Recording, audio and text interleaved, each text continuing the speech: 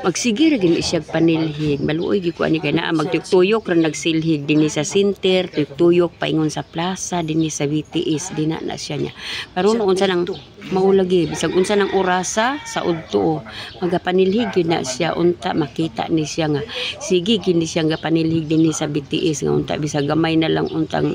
kanang ila bitaw hinabang anak niya palipay bitaw niya kay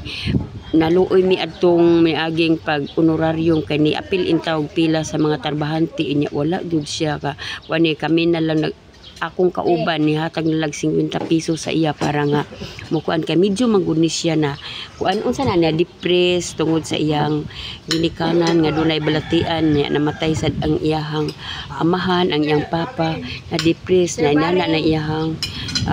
sitwasyon magsige na lang panilhiga no luoy kaayo na siya kana siya nga babae si Jackie na siya nga ulo pernes unta makita ni siya sa diri sa barangay Bugo